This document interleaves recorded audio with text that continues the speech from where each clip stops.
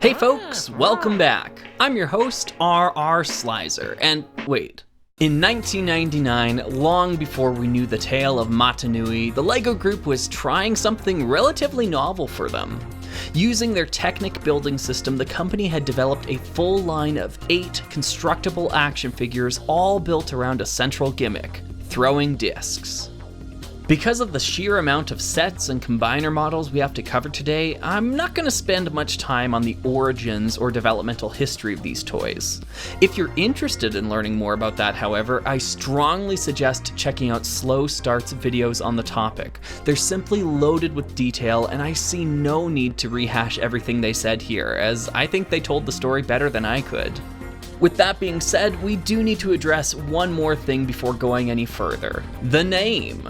It's fairly rare for a LEGO series to have 2 very different names depending on which region it was released in, but this is one of those themes.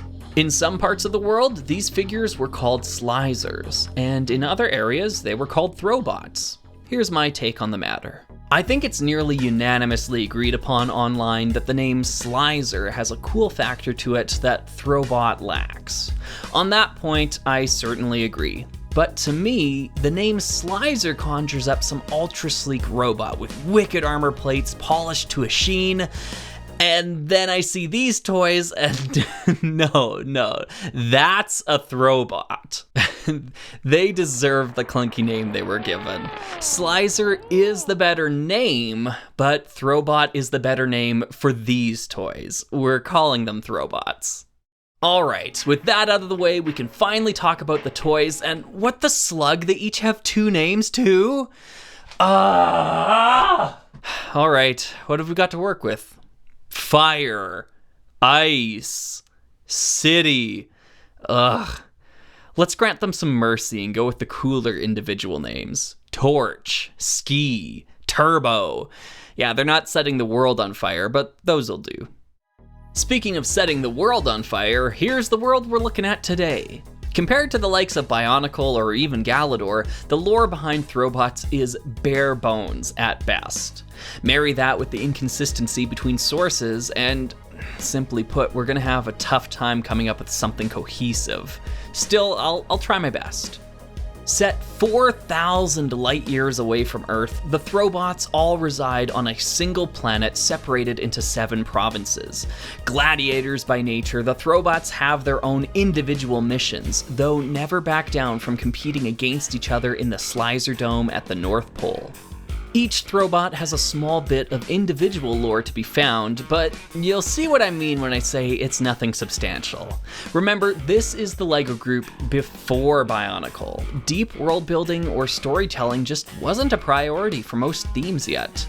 Still, we've got 8 sets to look at today, so let's get to it.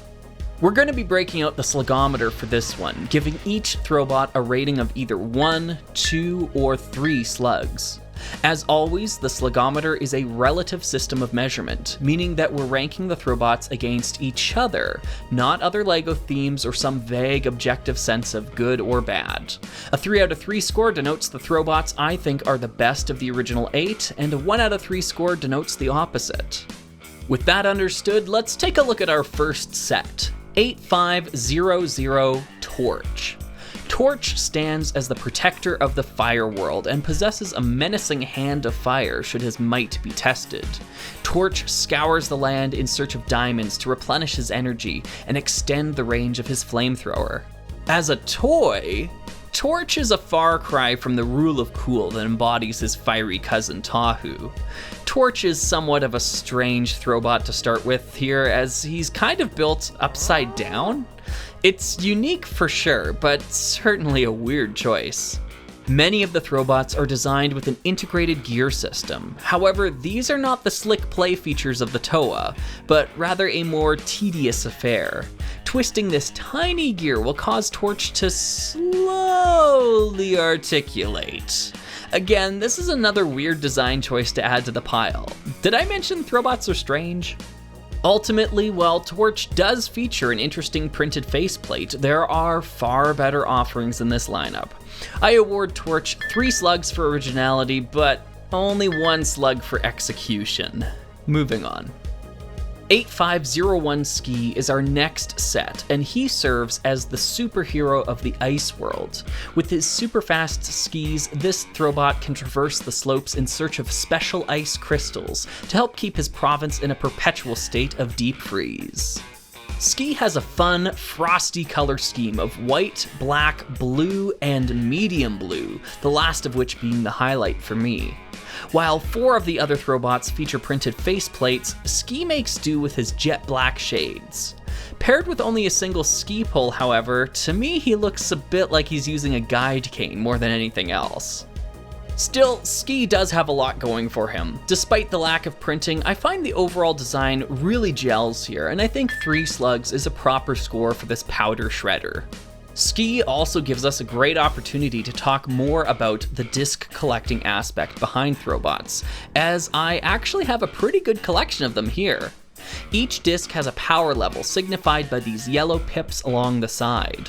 There's a total of 8 possible power levels, though each of the original Throwbots had only 6 to collect, with power levels 1 and 8 being absent.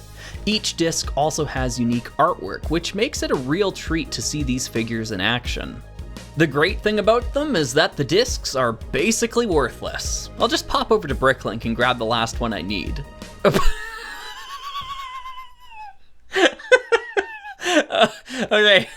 Okay, most of the discs are worthless. This is, well, if you want to be gormless with your money, I'll just have to live with my collection not having a cheap quality plastic disc with a crystal printed on it. Whatever will I do?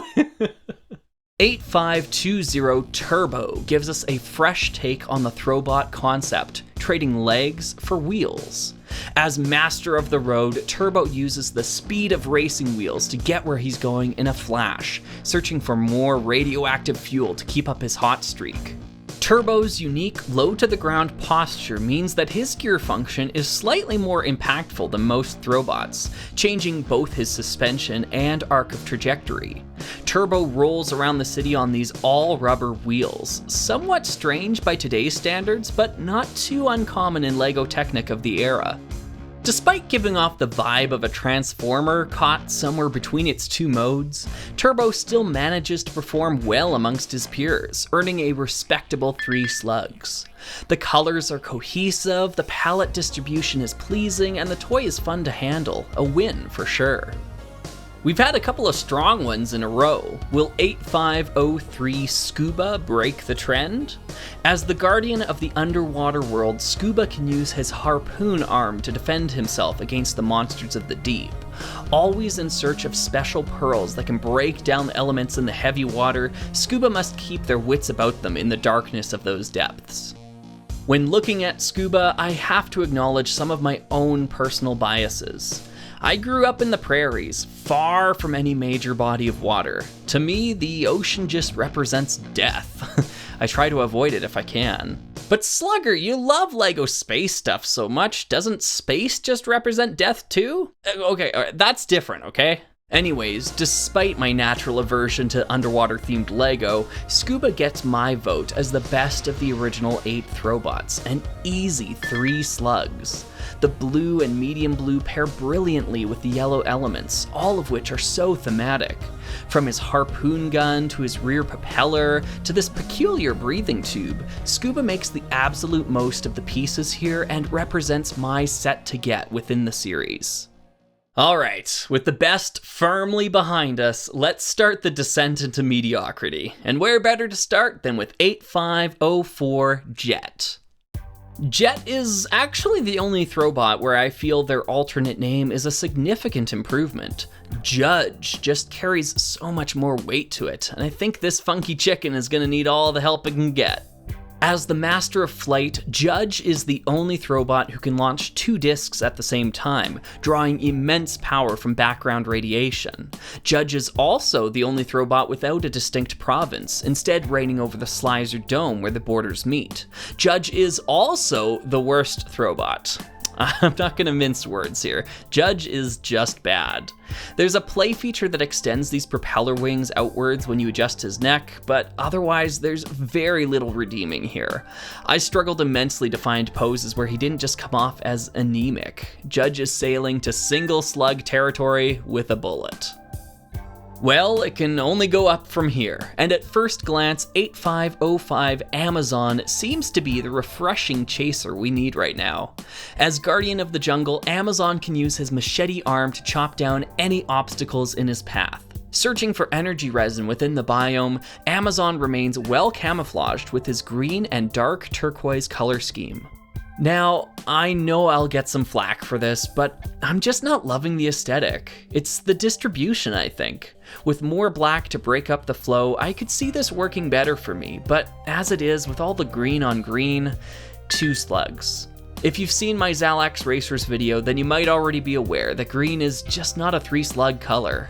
Nonetheless, Amazon does have a couple other things going for him, such as his machete arm and this cool radio antenna. What's it for? Who knows? Amazon is also our final Throwbot with a face print, and while the design is great, it would be even better if it matched anything else that was going on with this figure.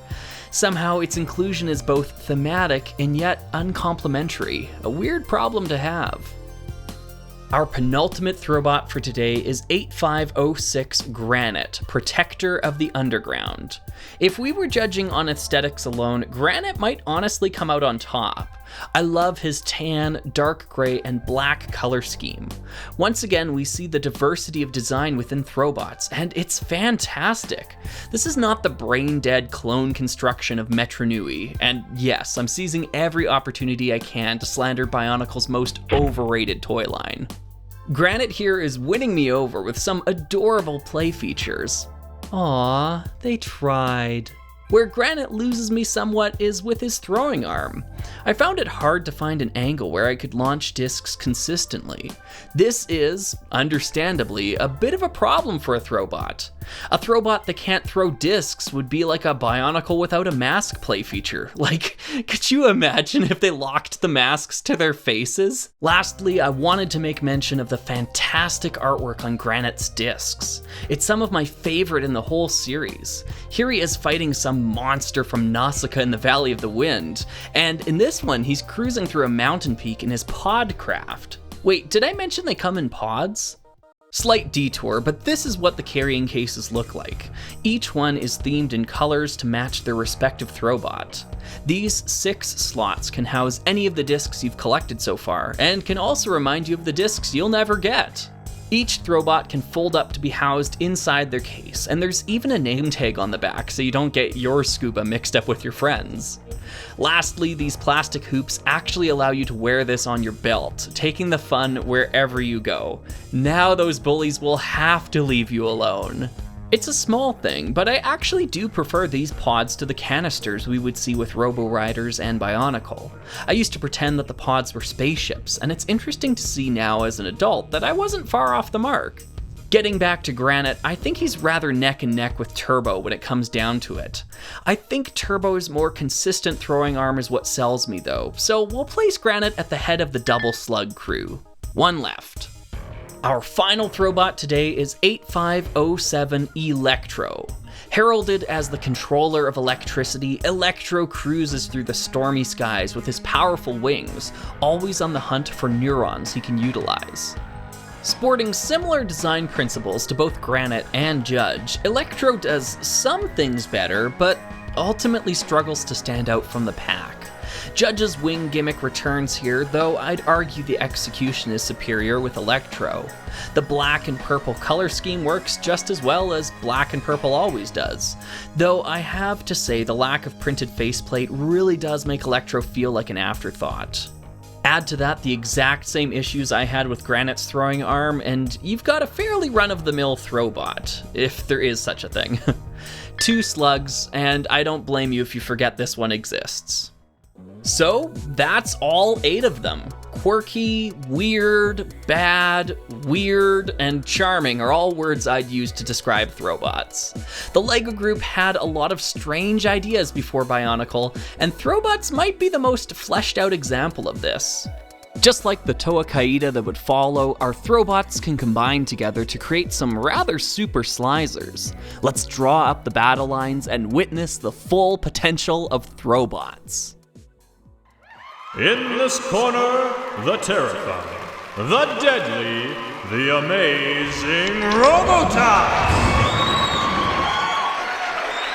And in this corner, the enemy, weighing an intimidating 750 grams, Ultra Rams!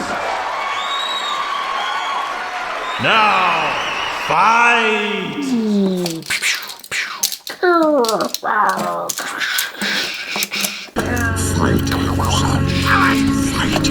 Thanks for watching, everyone. I've been your host, RR Slugger, and let's hope nothing bad happens to Planet Slizer while we're gone. Oh no!